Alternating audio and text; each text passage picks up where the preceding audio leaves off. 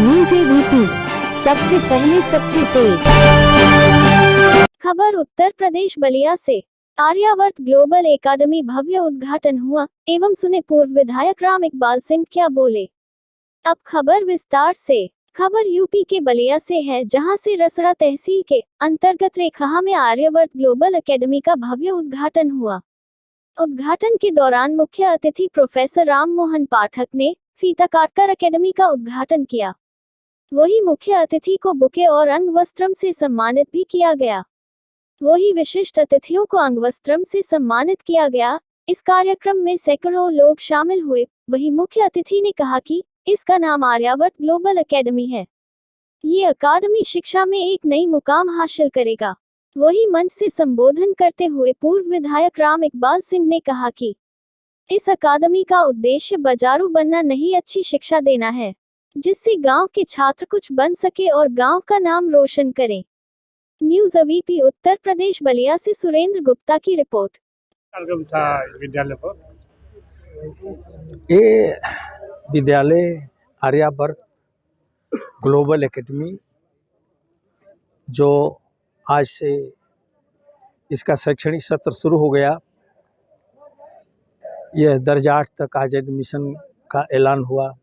अगली बार से वो बच्चे आगे बढ़ते जाएंगे। यह विद्यालय इस गरीब बेल्ट को आगे ले जाने के लिए मील का पत्थर होगा।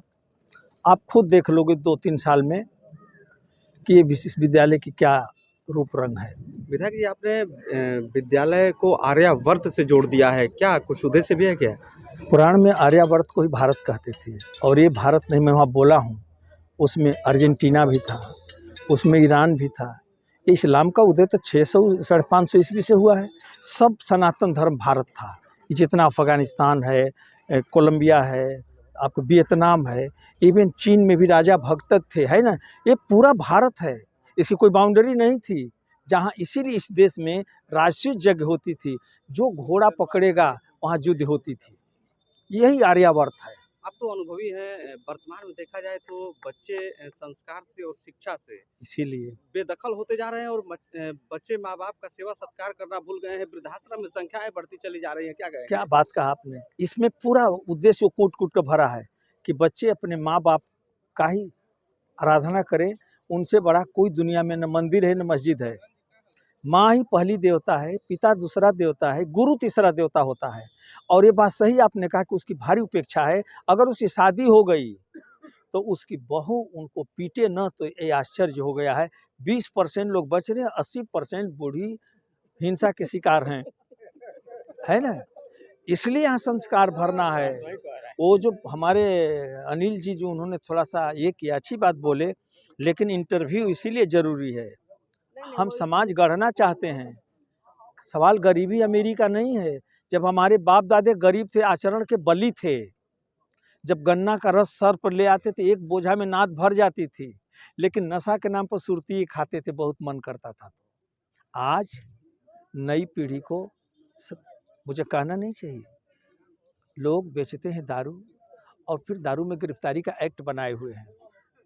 हमारी संस्था सिर्फ रोजगार परक शिक्षा नहीं देगी, वो बच्चे के सर्वांगीण विकास पे मैंने बात किया था, और शारीरिक, मानसिक प्लस उसकी सांस्कृतिक विकास पे भी हम पूरा ध्यान देंगे। अगर वह बच्चा संवेदनशील नहीं बना तो सारी शिक्षा बेकार है।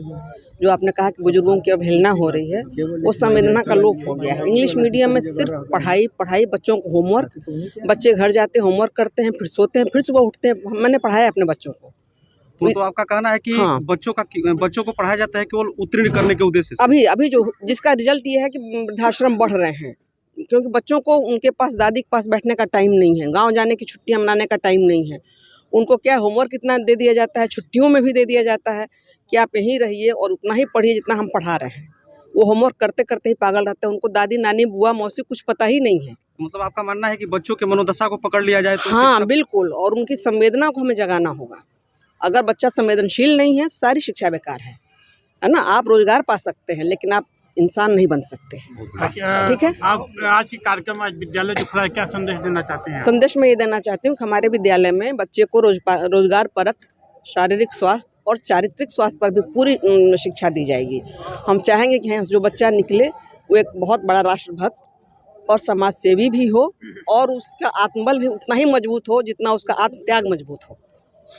ठीक है, उसकी हर भावना पे हम ध्यान